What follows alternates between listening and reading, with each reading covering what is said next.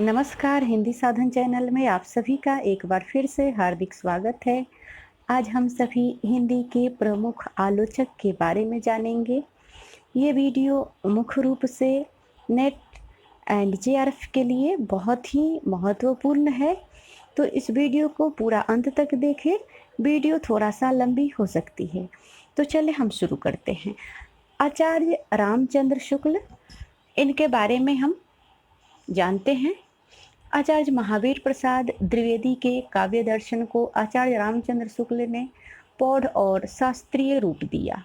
शुक्ल जी के सैद्धांतिक विवेचन में द्विवेदी जी की मान्यताओं का भी विकास हुआ है।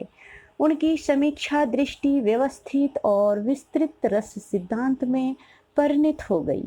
शुक्ल जी रसवादी आचार्य हैं। उनकी समस्त सैद्धांतिक एवं व्यवहारिक समीक्षाओं में रस को ही सिद्धांत रूप में स्वीकार किया है। भारतीय और पश्चात काव्यशास्त्र के गहन अध्ययन और मनन से इन्होंने हिंदी समीक्षा को एक व्यापक और प्रशस्त आधार प्रदान किया। उन्होंने भारतीय सिद्धांतों की एक सिरे से व्याख्या की और नए संदर्भों में उनकी उपदेयता पर प्रकाश डाला। उन्होंने भारतीय संदर्भ में पश्चात सिद्धांतों के उपदेयता पर विचार किया तथा अधूरी व्याख्या को से उत्पन्न भ्रमों का निराकरण किया। इनके आलोचक व्यक्तित्व का परिचय इनके समीक्षा ग्रंथों में मिलता है। प्रमुख कृतियाँ: भ्रमर, गीतसार, जायसी, ग्रंथावली, गोस्वामी तुलसीदास, चिंतामणि भाग चिंतामणि भाग 1, चिंतामणि भाग 2, हिंदी साहित्य का इतिहास, रसमीमांस आदि। अब हम रस सिद्धांत के बारे में थोड़ा सा जानते हैं। आचार्य शुक्ल ने सूर, तुलसी और जायसी के काव्यों की समीक्षा रस सिद्धांत की कसौटी पर की गई है। उनके इतिहास का प्राणयन रस भूमि पर ही हुआ है। रस मीमांस रस सिद्धांत का प्रतिपादक ग्रंथ है और चिंतामणि के विविध निबंधों में भी रस का ही महत्व दिया है।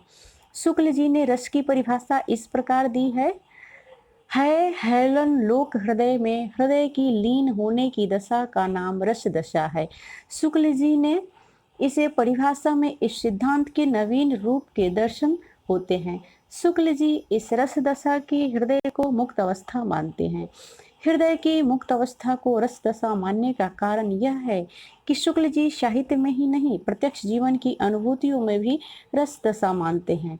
बस उनके लिए अनिवार्य लक्षण यह है कि वह हृदय को मुक्त अवस्था में ला दे, उसे अपने पराये के भेदभाव से मुक्त कर दे, उसे निर्वैक्तिक कर दे, उनकी व्यक्ति सत्ता का परिहार कर दे, उन्हें सामान्य भाव सत्ता में लीन कर दे तथा अशेष सृष्टि के साथ उनका रागात्मक संबंध स्थापित कर दे।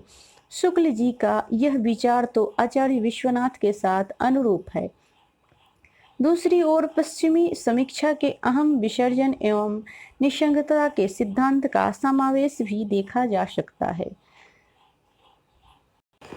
अगले आलोचक हैं आचार्य हजारी प्रसाद द्विवेदी।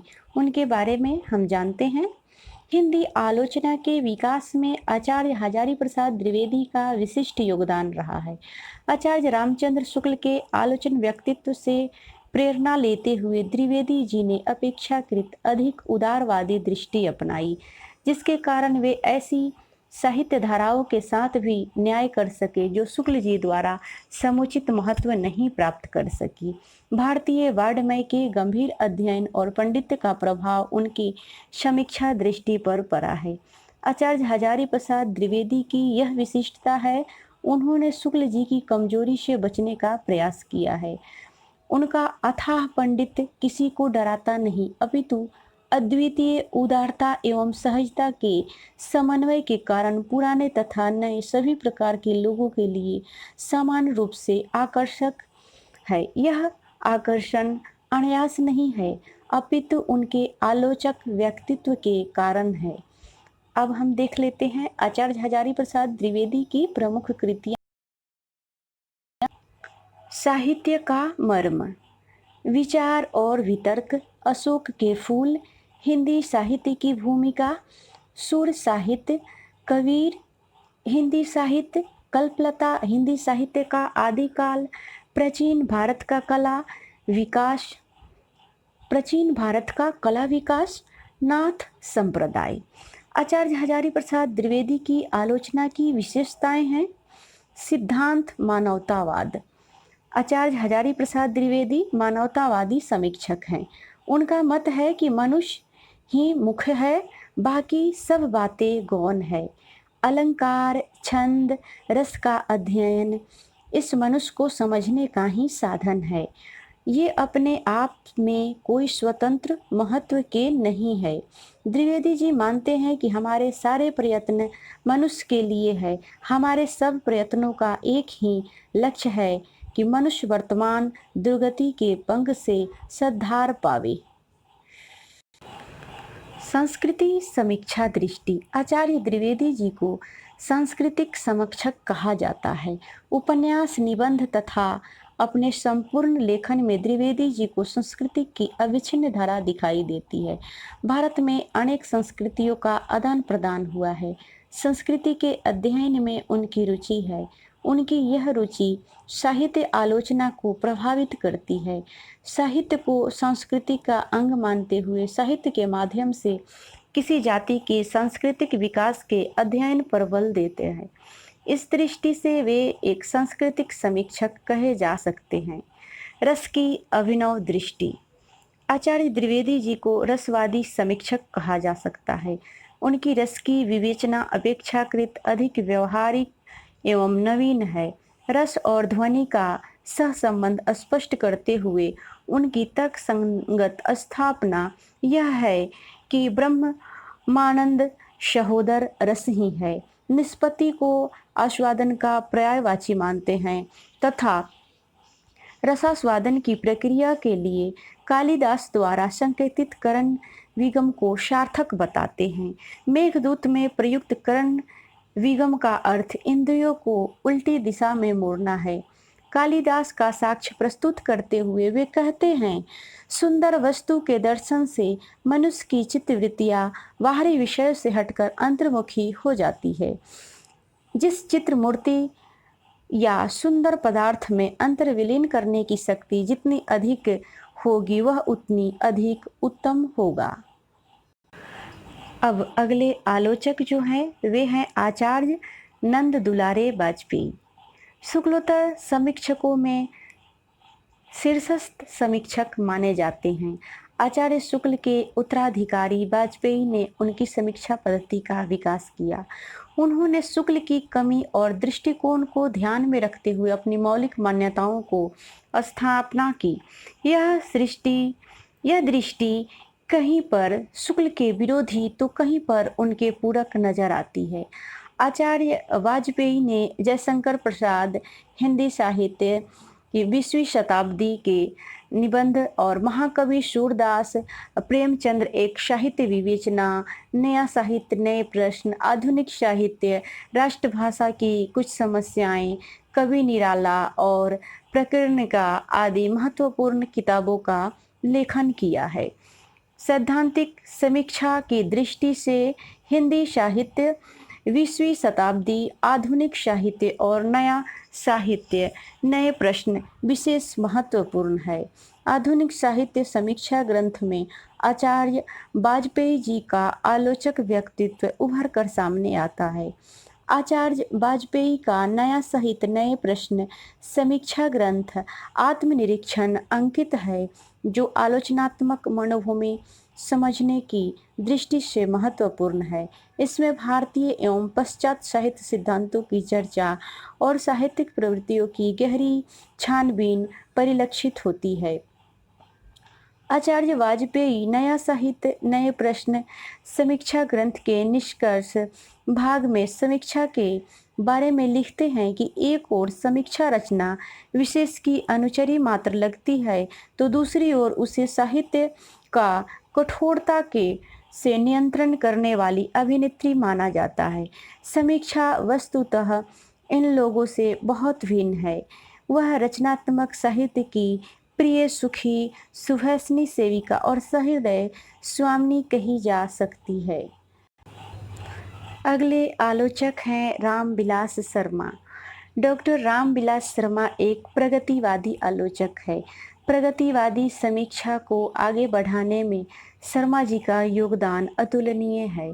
शर्मा जी स्पष्टवादी, सूक्ष्म दृष्टि, गहरी पेट एवं निर्भीक व्यक्तित्व के समीक्षक है। कुछ आलोचकों का कहना है कि प्रगतिवाद अतीत की उपेक्षा करता है, परंतु शर्मा जी ने उनको स्पष्ट उत्तर दिया है। शर्मा जी का कहना है कि प्रगतिवादी न तो अतीत की उपेक्षा करता है और न ही उनके प्रति ऊंचा मोह ही रखता है। प्रगतिवाद के लिए अतीत उतने ही अंशों में स्वीकार्य है जहां एक वर्तमान के जीवन संघर्ष की प्रेरणा मिल सके। डॉक्टर रामविलास शर्मा मार्क्सवादी या प्रगतिवादी समीक्षा के प्रमुख उन्नायक माने जाते हैं। मार्क्सवाद उनकी दृष्टि को कहीं प्रतिबंधित नहीं करता। समुचित अध्ययन, विश्लेषण एवं विवेचन के उपरांत ही वे अपना मंतव्य प्रकट करते हैं। एक सहृदय मार्क्सवादी समीक्षक के रूप में डॉक्टर शर्मा ने हिंदी आलोचना के विकास में महत्वपूर्ण योगदान दिया है।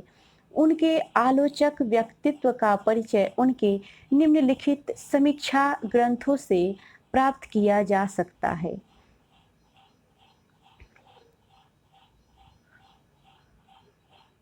अब यहाँ पे हम उनकी कुछ कृतियाँ देखते हैं। उनकी कृतियों में है प्रेमचंद्र, भारतेंदु युग, यहाँ पे समय सीमा भी दिया हुआ है। तो वीडियो काफ़ी लंबी हो जाएगी, इसलिए मैं केवल उनकी कृतियों के नाम ही पढ़ूंगी। आप स्क्रीन पे समय सीमा भी देख सकते हैं। भारतेंदु युग, निराला, प्रगति और परंपरा, साहित्य और संस्कृति, प्रेमचंद्र और उनका युग, भारतेंदु, हरिश्चंद्र, भाषा, साहित्य और संस्कृति, प्रगतिशील साहित्य की समीक्षा, आचार्य रामचंद्र शुक्ल और हिंदी आलोचना, लोक जीवन और साहित्य, स्वाधीनता और राष्ट्रीय साहित्य, आस्था और सौंदर्य, भाषा और समाज, निराला की साहित्य साधना, भारतेंदु युग और हिंदी साहित्य का विकास परंपरा, महावीर प्रसाद द्विवेदी और हिंदी नवजागरण, नई कविता और अस्तित्ववाद, भारत के प्राचीन भाषा, परिवार और हिंदी परंपरा का मूल्यांकन, भाषा, युगबोध और कविता, भारत में अंग्रेजी राज और मार्क्सवाद, ये 2 खंड में है।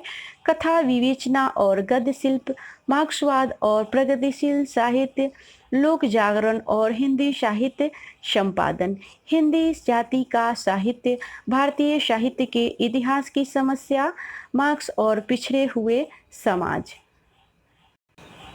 अगले आलोचक हैं डॉक्टर नामवर सिंह। नामवर सिंह आलोचना के प्रतिष्ठापक और प्रगतिशील आलोचना के प्रमुख हस्ताक्षर थे। वे वाचिक ही मौलिक हैं। वे अपार विश्वास करते रहे। उन्होंने अपनी आलोचना समाजवादी जीवन दृष्टि से नई कविता को सकारात्मक दिशा दर्शन किया और अपनी नव्य दृष्टि से आलोचना क्षेत्र को नया प्रकाश दिया।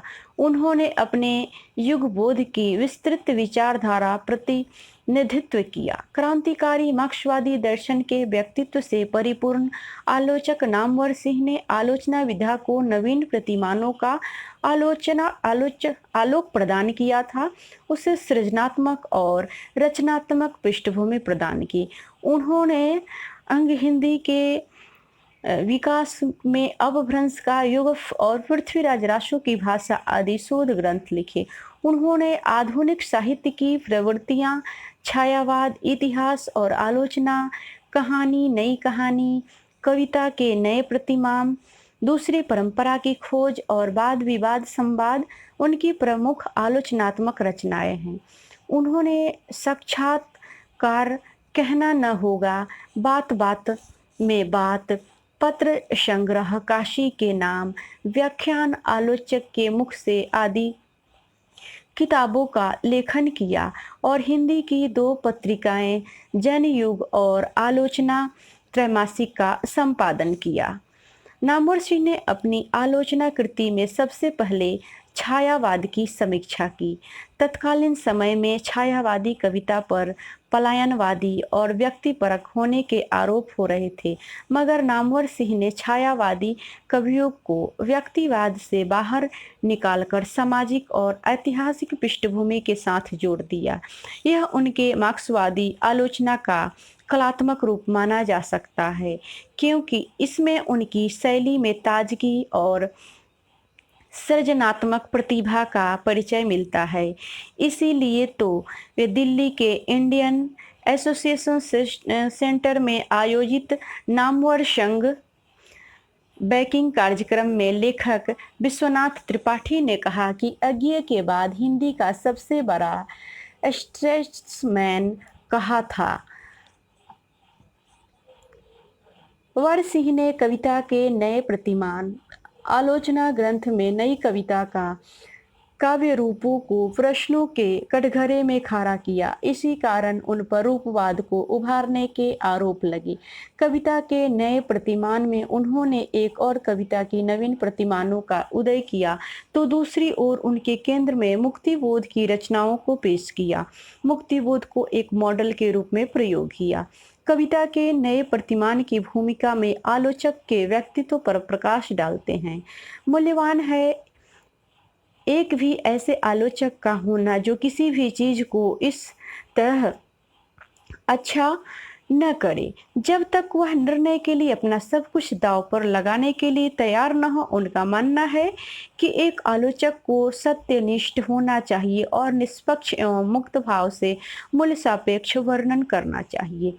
नामवर सिंह रेमंड विलियम्स के माध्यम से कहते हैं कि आलोचक का धर्म है कि वह विकल्प के अवकाश को जहां वह है रेखांकित करे, जैसे भूगोल का आदमी किसी